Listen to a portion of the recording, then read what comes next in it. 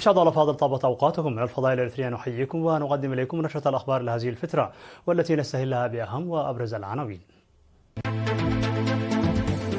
وزير الشؤون الخارجية يطلع الدبلوماسيين المقيمين في إريتريا على الاتهامات الأخيرة. توزيع بذور البطاطا المختارة للمزارعين المميزين في صنعاء. ازدياد نسبة استفادة السكان بالسنة وضوافرها من الخدمات الصحية المتوفرة.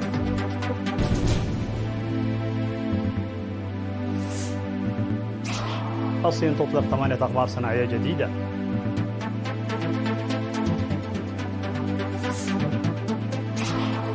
مصرع 12 شخصا على الأقل بتحطم طائرة روبها في هندوراس. إعلان حالة الطوارئ في ليما بعد اندلاع موجة عنف واسعة.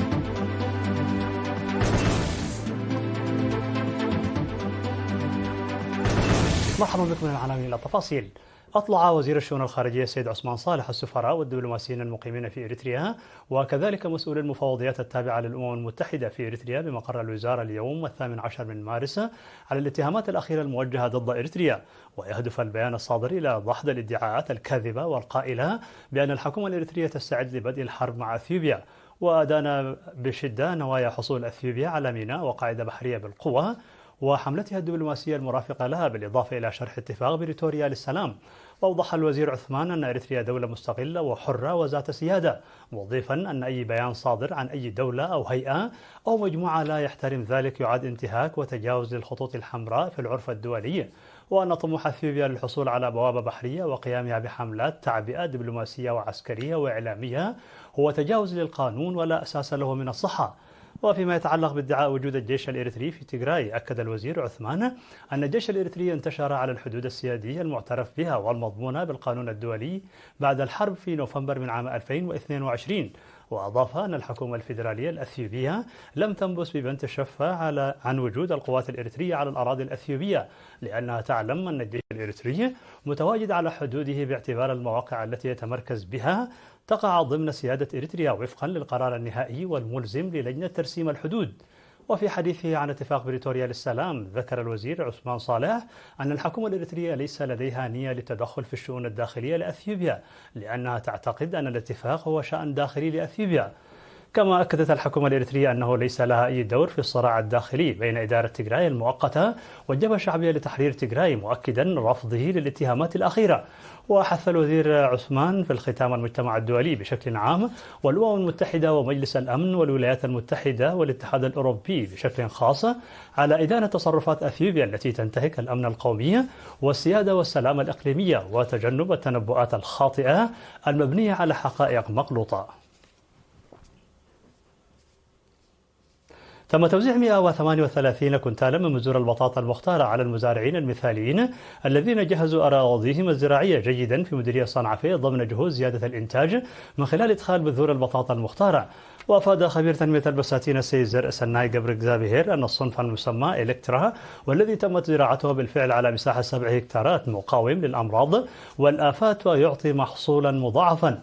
وقال خبير حماية البذور السيد قبر هويت أن مديرية صنعاء تتمتع بمزايا تجعلها مفضلة لبذور البطاطا المختارة، موصيا المزارعين للعناية بالمزارع والتعاون مع الخبراء الزراعيين لمحاربة الآفات وضمان محاصيل مربحة.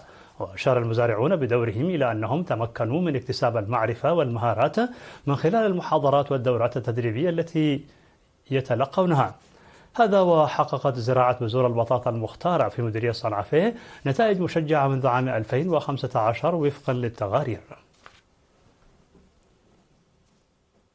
كرم سكان مديرية عالدخالة منتسبي قوات الدفاع والعاملين في شركة بدهو للإنشاءات الناشطين في صيانة طريق عالدخالة إلى قرقيس تعبيرا عن شكرهم وامتنانهم. وأوضح السكان أن أعمال الصيانة المدعومة بالآليات ستخفف من معاناتهم في النقل وسيقدمون كل المتطلبات حتى إكمال الصيانة، معربين عن السعادة للعمل الجاري. وقال قائد الفرقة العسكرية 53 المقدم تشومي بياني أن طريق حيوي لسكان مديريتي عالدخالة ومايمنيه، ويجري العمل لإنجازه في أقصر وقت شاكرا مبادرة السكان. وذكر مسؤول مشروع رعاية البنية التحتية في شركة بيدهو للإنشاءات السيد عقباي جبر ميكائيل أن الطريق الذي يمر بمنحدرات عدي خوتيو خربته السيول مما تسبب في إعاقة مرور السيارات، وقد تم توظيف قدرات كبيرة لصيانته، وأن حفل التشجيع الذي قام به الشعب يمنحهم قوة دافعة. أفاد مسؤول الخدمات الصحية في مديرية السنية السيد جبر هوية التخصصي إلى زيادة نسبة استفادة السكان من المرافق الصحية بالمديرية، وأوضح أن مرض الملاريا كان منتشرا هذا الخريف بسبب الأمطار الكثيفة، ولكن لم يتم تسجيل أي وفيات نتيجة للاحترازات الصحية والبيئية والإجراءات الوقائية الأخرى التي اتبعها الكوادر والطواقم الطبية والمدنية. وأشاد بالدور الفاعل الذي يقوم به مركز الأبحاث والدراسات في دراسة الأمراض والأوبئة، موضحا أن نتائج المختبر تظهر أن أنواع وخصائص البعوض المؤدي للملاريا تتغير من حين لآخر. وذكر أنه يتم تقديم الخدمات التي تركز على الرضع والحوامل للحد من وفيات الأمهات، موظفا أن تغطية التطعيم وصلت إلى أكثر من 97%. كما شهد عدد الأمهات اللاتي يلدن في المرافق الصحية ارتفاعا بنسبة 17%. كما أضاف أن حالات الإصابة بفيروس نقص المناعة البشرية الإيدز قد انخفضت، بينما زادت حالات الإصابة بارتفاع ضغط الدم والسكر، مؤكدا سعي المراكز الصحية بإجراء فحوصات دورية لمن تتراوح أعمارهم فوق 40 عاما، وتقديم التحاليل والأدوية اللازمة لمراقبة أمراض ضغط الدم والسكر ضمن الجهود المبذولة للحد والسيطرة على الأمراض غير المعدية. نظم شرطة مديريتي بارنتو وفورتو ساوا سيمينارات تنويرية لتعزيز جهود مكافحة الجريمة والمخالفات القانونية، وحث قائد مركز الشرطة ببارنتو النقيب كدان حيل المواطنين لزيادة تعاونهم من خلال كشف المجرمين والمخالفين.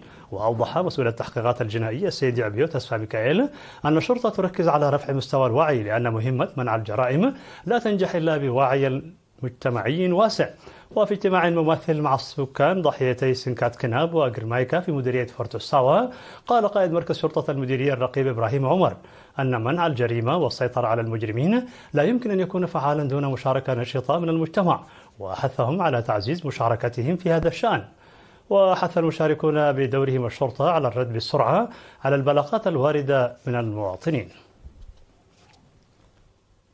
استشهدت المناضلة نجستي عقبا قرقيس برهي الملقبة بيوغال جورجو في 15 من مارس الجاري عن عمر ناهز 68 عاما جراء مرض ألم بها. التحقت المناضلة نجستي عقبا قرقيس بصفوف جبهة التحرير الإريترية عام 1974 وناضلت ضمن الوحدات القتالية، ثم أصيبت بإصابة بالغة في معركة تاخيتا في عام 1975 وأسرت حينها من قبل العدو ليتم حكمها بالسجن المؤبد، ثم تم إطلاق سراحها مع تحرير البلاد. وقد عملت في 34 عاما الماضية في وزارة التجارة وإدارة ميناء مصوع وإدارة النقل البحري بمختلف مستويات المسؤولية. المناضلة نجستي عقبا قرقيس ربة أسرة وأم لابن واحد، ووري جثمانها الثرى اليوم 18 من مارس في مقبرة الشهداء بالعاصمة أسمرة. هذا وتعرب مؤسسة خط النقل البحري التجاري عن بالغ حزنها باستشهاد المناضلة نجستي عقبا قرقيس برهي، وتعزي أسرة الفقيدة ورفاقها المناضلين وزملائها. مشاهدينا الأفاضل، كانت هذه الأخبار الداخلية. فاصل قصير ونوافيكم بالأخبار العالمية. ابقوا معنا.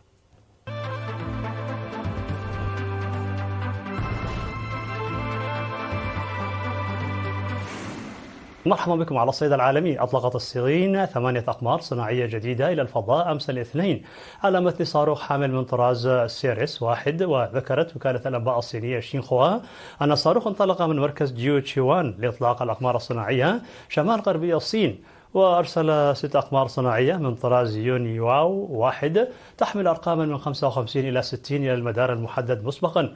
وشملت المهمة أيضا إطلاق القمرين الصناعيين إيريسات 06 وإيريسات 07. يأتي هذا الإطلاق في إطار استراتيجية الصين الطموحة لتعزيز وجودها في مجال الفضاء، حيث تسعى إلى تطوير تقنيات متقدمة لخدمة الأغراض العلمية والاقتصادية، إضافة إلى دعم برامج الملاحة والاتصالات. كما يعكس نجاح هذه المهمة التقدم الكبير الذي أحرزته بكين في تطوير وإطلاق الأقمار الصناعية، مما يعزز من مكانتها كقوة فضائية عالمية منافسة. وتواصل الصين تنفيذ خططها الطموحة في مجال الفضاء، والتي تشمل المزيد من عمليات الإطلاق المستقبلية، سواء لأغراض الاتصالات أو لمراقبة الأرض أو لدعم استكشاف الفضاء العميق. في إطار سعيها لتحقيق الاكتفاء الذاتي في هذا المجال وتعزيز قدراتها التكنولوجية. لقي 12 شخصا على الأقل حتفهم إثر سقوط طائرة في البحر بعد إقلاعها من مطار في جزيرة رواتان غرب هندوراس. ونقل صحيفة لا برينسا عن حاكم إدارة جزر الخليج هوغو فاريلو أن الطائرة سقطت في البحر بعد إقلاعها مباشرة من مطار خوان مانويل غالفيز في جزيرة رواتان. ووفقا للبيانات الأولية كان على متنها 17 شخصا. وذكرت أن الطائرة كانت متجهة إلى مدينة لا سيبا، وأن الكارثة وقعت عندما واجهت الطائرة من طراز جيت ستريم 41 المصممة لاستيعاب 33 راكبا عطلا ميكانيكيا أثناء الإقلاع. وسقطت الطائرة في البحر على بعد حوالي كيلومتر واحد من المدرج. وأشارت الصحيفة إلى أن فرق الإنقاذ تمكنت من إنقاذ 5 أشخاص تم نقلهم إلى المستشفى.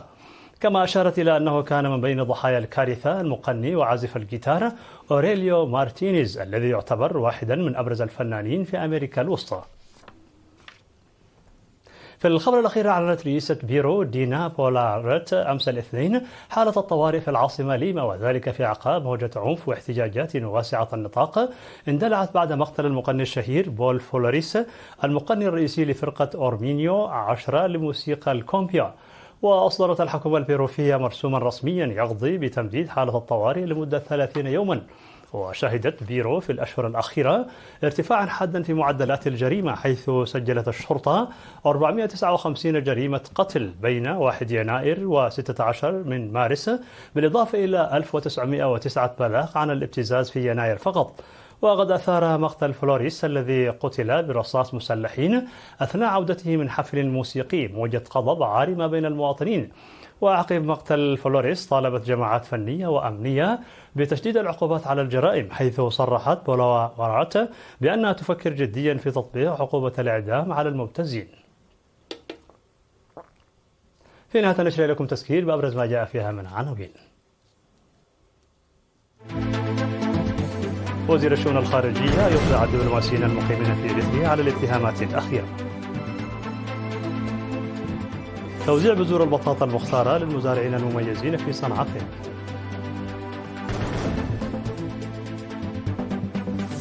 ازدياد نسبة استفادة السكان السنوي وضواحيها من الخدمات الصحية المتوفرة.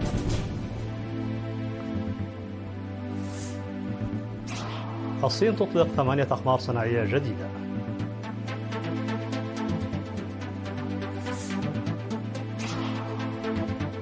مصرع 12 شخصا على الأقل بتحطم طائرة ركاب في هندوراس.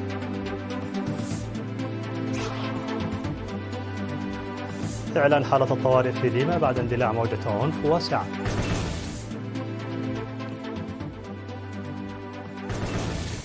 مشاهدينا الأفاضل، بهذا نكون قد وصلنا بكم إلى نهاية النشرة. شكرا على حسن المتابعة، دمتم بخير.